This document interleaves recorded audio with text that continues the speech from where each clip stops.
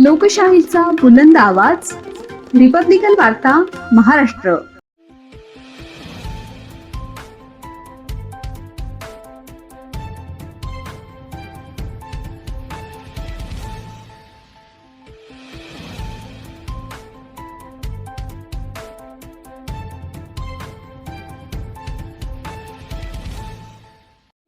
वडोद बाजार येथे साहित्यरत्न अण्णाभाऊ साठे जयंती उत्साहात साजरी. आता नाचून नाही तर वाचून समाज प्रगती करत आहे. पत्रकार दादासाहेब काळे.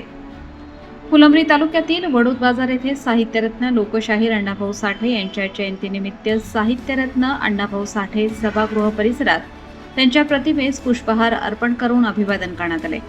यावेळी उपस्थित मान्यवरांनी अण्णाभाऊ साठे यांच्या साहित्य, समाज प्रबोधन आणि सामाजिक समतेसाठीच्या कार्याला उजाळा देत त्यांच्या विचारांचे अनुकरण करण्याचे आवाहन केले. पूर्वी बलुतेदारी असल्याने समाज बांधवांनी नाचून संसाराचा गाडा पुढे आणला, परंतु आता परिस्थिती बदलली आहे. आता नाचून नाही तर वाचून समाज प्रगती करत आहे, असे मत ज्येष्ठ पत्रकार दादासाहेब काळे यांनी व्यक्त केले.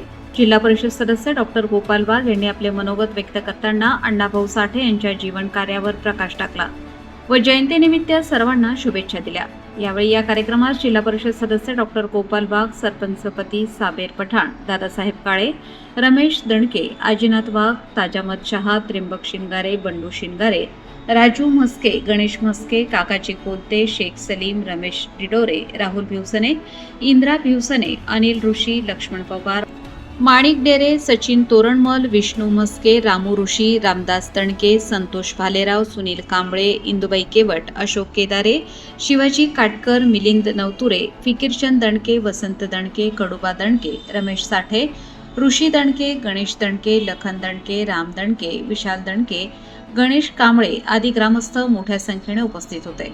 संचलन रमेश दणके यांनी तर आभार सुनील कांबळे यांनी व्यक्त केले. हा कार्यक्रम शांततापूर्ण व उत्साहपूर्ण वातावरणात पार पडला. उपस्थितांनी अण्णाभाऊ साठे यांच्या विचारांचा समाजात प्रसार करण्याचा निर्धार यावेळी व्यक्त केला. दुपारनंतर डीजे तालावर तरुणाईने फिरकत मिरवणूक काढण्यात आली. जवळपास 3 तासापेक्षा जास्त वेळ मिरवणूक काढण्यात आली होती.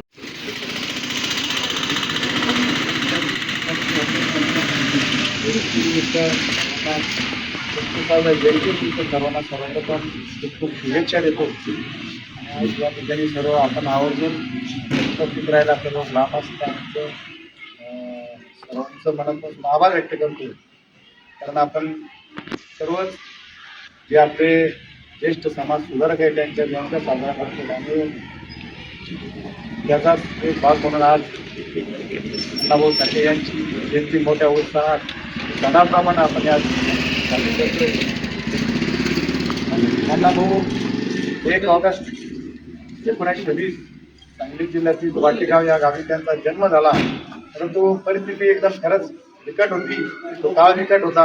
त्या बिकट काळामध्ये फक्त 3री पर्यंत शिक्षण मिळू शकले आणि त्यानंतर त्यांनी जो आपल्या कथा, कादंबऱ्या, त्यांची जी भकिरा कादंबरी आहे तिला साहित्यरत्नाचा पुरस्कार मिळाला. अशा त्यांनी शिक्षण जरी कमी झालेलं असलं परंतु जनजागृती सर्व समाजाला एक घेऊन जे काम केलं त्यामुळेच आज आपण त्यांचं जे नावलौकिक झालं. तसंच आपण त्यांचा आदर्श घेऊन पुढच्या वाटचाल आपण करूया. आताच पत्रकार साहेब आपले साहेबांनी सांगितलं त्याप्रमाणे सर्वांनी त्या काळी त्यांना शिक्षणापासून समजा त्याने आलं, परंतु आज नक्कीच आपण सर्वांनी चांगलं शिक्षण घेऊन आपण सर्व चांगल्या स्थितीत आहोत. चांगल्या या ठिकाणी सर्व काम करत आहे. ते फक्त लोकशाहीर अण्णाभाऊ साठे यांच्यामुळं त्यांच्या त्या ओवड्या असतील, विविध गाणे असतील, आता जे आपण बघतो गाणे सगळे डीजे सॉंग वेगळे त्याच्यातून काही जागृती होतं. त्यांच्या गाण्यातून त्यांच्या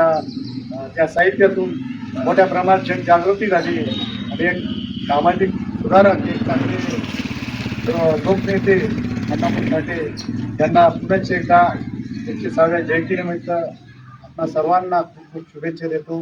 मला या ठिकाणी बोलवलं, मला बोलण्याची संधी दिली त्याबद्दल मी सर्व संयोजकाचे, सर्व समाजबांधवांचे आभार व्यक्त करतो.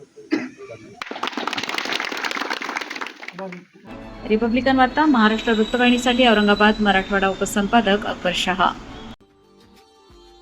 Subscribe now and press the bell icon. Never miss an update.